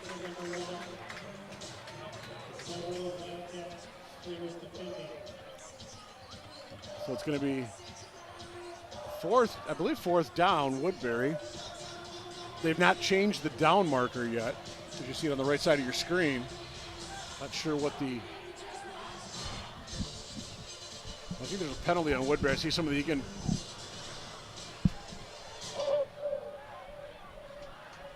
Yeah, there was a penalty on Woodbury that was declined. I did not see the yellow hanky out there. Looked over, saw a couple of the Wildcat players with don't accept it penalty. Don't accept it move. Fourth down. Woodbury appears that they're going to punt the ball away. By the way, we missed announcing the great fake punt. Of course we did. Eagan. I think that was Tom Sauger to Owen Ford, if I'm 29, and it was a 24-yard reception for Ford. Nice high kick, fair catch called for. Ball is loose. Woodbury's going to get in from the 12. Actually, it's going to be down at the 12-yard line. Can't advance the fumble. Boy, the Wildcat return man just tripped as he backpedaled. It's unfortunate. Take a look here. Woodbury is going to get it at the 12-yard line. Okay. Cheering in the pit. Not sure if they're not paying attention to the game at this point. So Woodbury is going to be on the Eagan 12. It's a very important possession here. Eagan needs to come up with a stop, at least hold them to 3. You know, and I think that was the first punt of the game for Woodbury. I believe you're right. But Jellos is going to get a few yards that time. Wow, from it. Talk about a play that should have gotten 1, maybe 2 yards. It's going to be a first down Woodbury, I believe, on that. A lot of yak yards after the catch there. Oh, I like that, the yak. Always good to throw that out there. Keenan Wilson looking to the sideline going, guys over here, we're over here. First down. Yeah, it's going to be first down Woodbury. First and goal now for the Royals at the 2-yard line. Woodbury looking to go up by 9 if they can push this one home. Still out of the gun. And there they go. Pagello scores from the 2.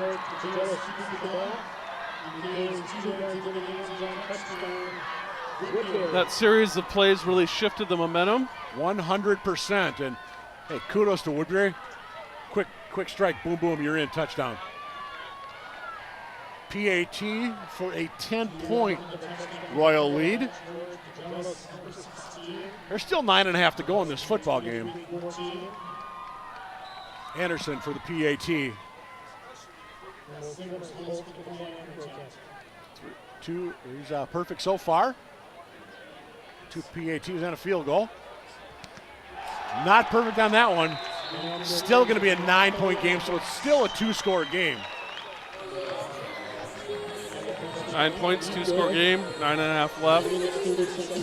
So say you get a kicker, you might want, that's good for your fantasy team. Well, if you're playing fantasy high school football, get help.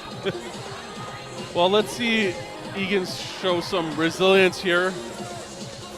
Got to put those plays behind you and go play ball. 9.5 to go is the score. What do you think about that punt, the Cats, all the momentum on their side with that fake punt. You fumble. You hold Woodbury. You punt it away. Bobble. Now you're down by 2 scores. Just the momentum swing in a matter of, 2 minutes of game clock? Yep, couple turnovers. A little prior to that, had been a pretty clean game by both teams. I think we had one Woodbury turnover earlier. Wild West, the theme for the Woodbury student section. Congratulations making the trek down 494 to come down here and visit us here in the 651. 23 will leave you in the dust. Okay. Somebody's got a big fan there. 23, that's Healy for Woodbury. We've called him a few times tonight.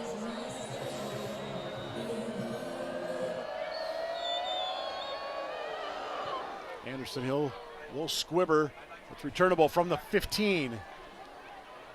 Can Wildcats get to the 20 with Anderson? No, I don't think they did. Could be dropped back at about the 19.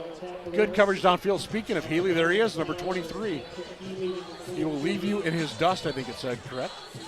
George Anderson, a little shaken up on the play. I hope he's all right. Yep. He overcame a serious broken arm this spring playing baseball with a collision in the outfield going for a fly ball. It's great to see him out there on the football field this fall. So Eagan from their own 19. They've got 9:22 to go here in the fourth quarter.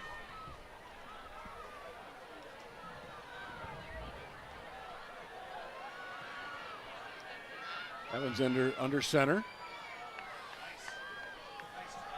And Evans, he'll pitch, bobbled but hung on to. And no gain that time for the Wildcats. Wyatt Peterson on the carry. First carry of the night for Wyatt Peterson. Nice job by the Woodbury D, though, to spread that one out. They were all over that.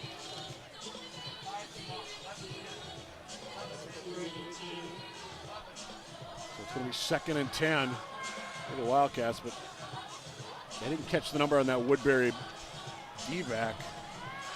Might have been number 20 over there, Gosalava.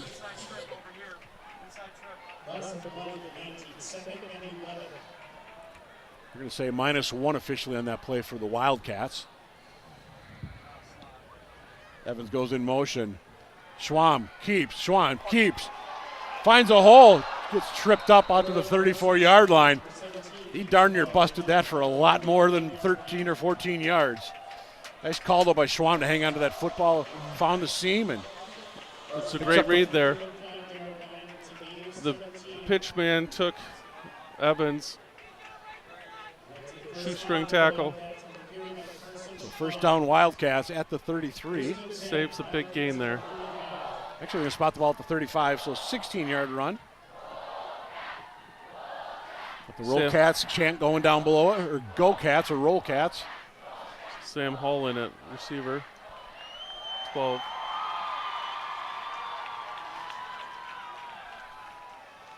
And straight ahead into a host of Woodbury Royals. It was Tonsager. Now, Tonsager had, I don't know, was it 20 carries a week ago, 182 I think it was. He's got to, if you take away the touchdown run, he's got to be averaging, about 1 yard a carry? He's getting beat up tonight running up the middle. They've really keyed on him, and it's a big line there, a lot bigger, probably 50 pounds a man across for Woodbury compared to Park.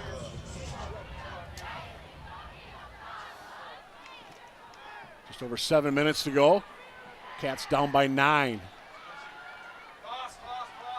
Pitch near side.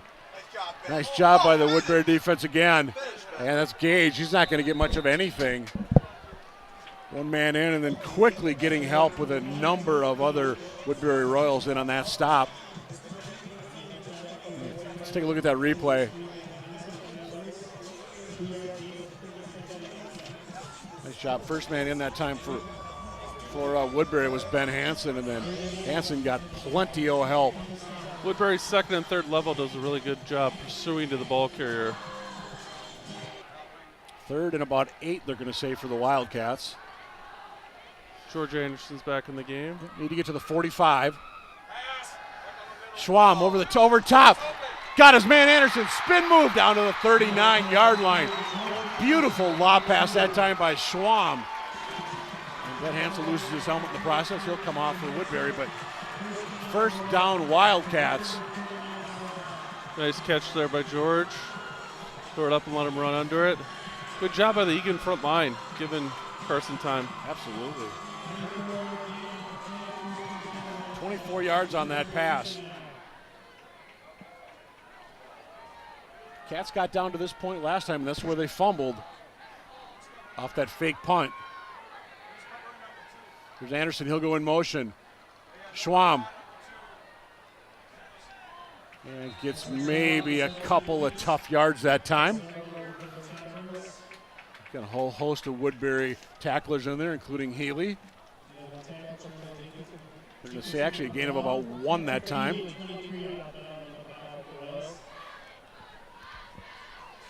Inside 5.5 to go in this one. Again, 9-point lead for the Woodbury Royals.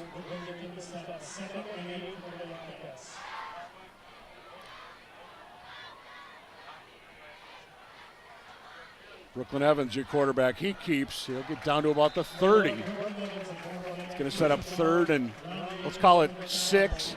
Definitely 4-down territory for Nick Johnson and the Eagan Wildcats. Absolutely. Good job there running behind right tackle George Esser. He's got a lot of family watching in Wisconsin tonight. So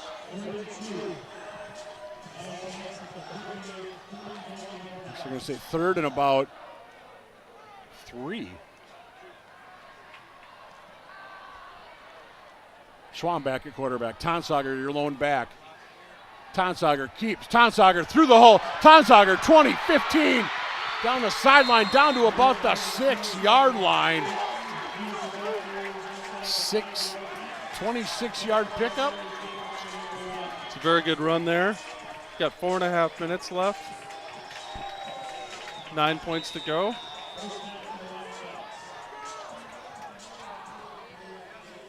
First and goal, Eagan. There's a flag, false start Wildcats. Still going to be first and goal, but back to the 10.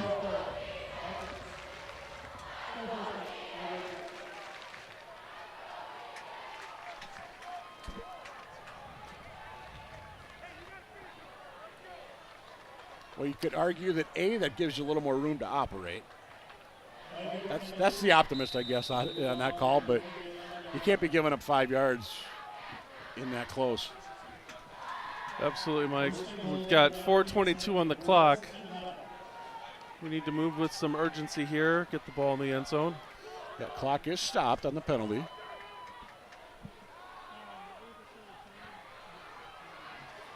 Schwam. Tonsauger.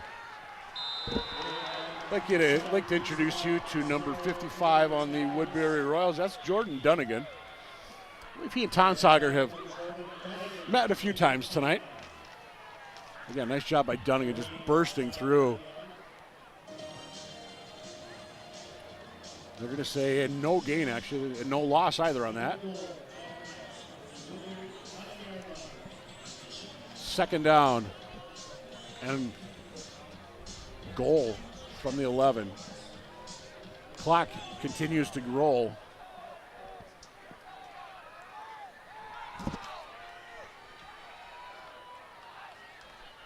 Schwam. Anderson, wrong way. Well, I guess you could say the Woodbury defense is definitely stepping up. Mason Rudine that time with the stop.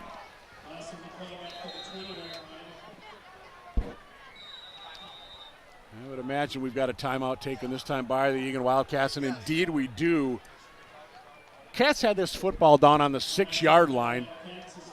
You take a false start and then you go that way on a 9-yard loss.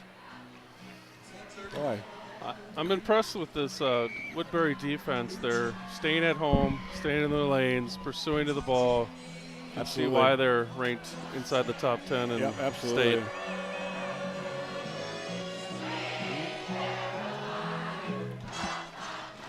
They crank out a little Neil Diamond. We're going to thank our sponsors once again. Kitchen and Rail, Wyatt's Bar and Grill, Cooper's, Tavern 13, along with Domino's and Jersey Mike's, glad to have all of them on board. The Eagan Wildcat football this season. And again, Brick Oven Bus was here tonight. Finer Eats and Meats. I think. Finer Meats and Eats. Yes, out of South Minneapolis. I apologize if I butchered their name again. Finer Meats and Eats.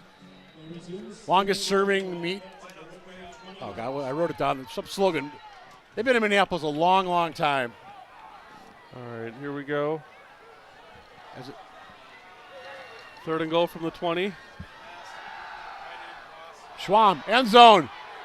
And the ball nearly picked off. And that's not a good sign for the Eagan Wildcats. As Huseman down, slow to get up. Looks like we're bringing out the field goal. Yeah. Well, Still you need two 9. scores. Yep, 2 scores. Going for Huseman across the middle and into 1, 2, 3. Well, it's at least triple coverage with 3 other guys within about 2 yards.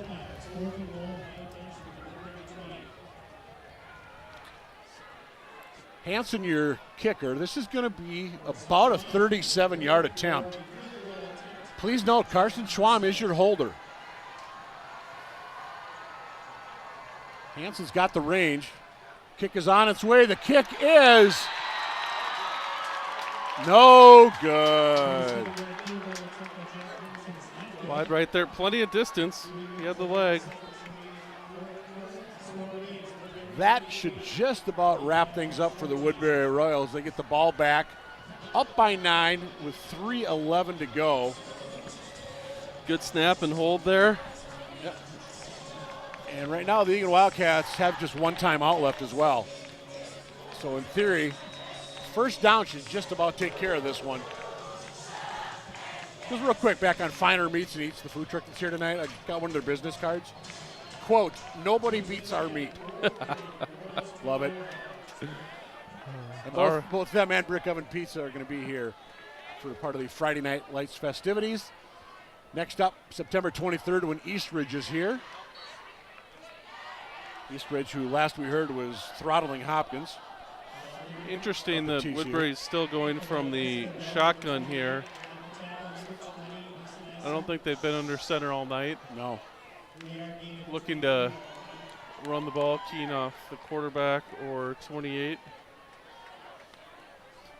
Again, Egan's got that 1 timeout, but pretty much seem content that they're going to. Woodbury's going to want to stay inbounds here. I imagine they might run to the left here, wide.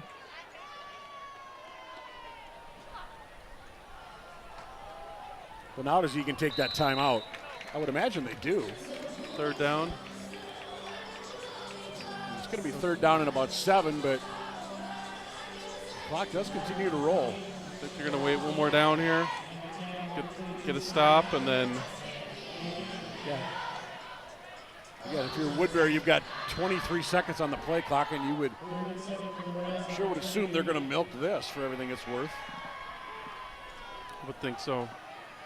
They may even take a timeout in a second. 12 to go on the play clock. Jealous looks to the sideline. Now they send a man in motion. Jealous going to throw. They're going for the dagger. Across the middle. At the number 5 on the long reception that time. Jack Kruger down on the field. Looks like he may have got the wind knocked out of him. Copland, the reception. That's going to be a 27-yard reception.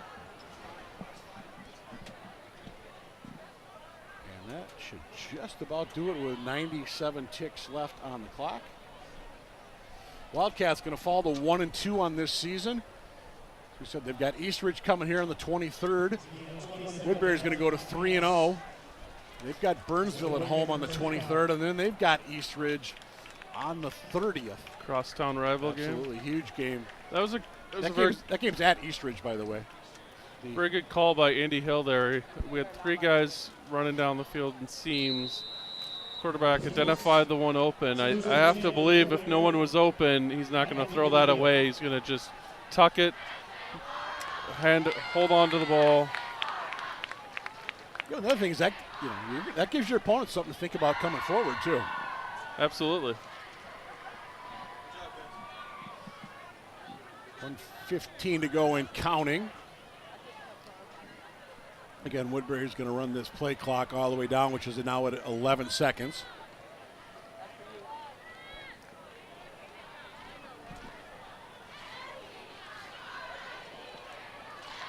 And Ellis will just take a knee.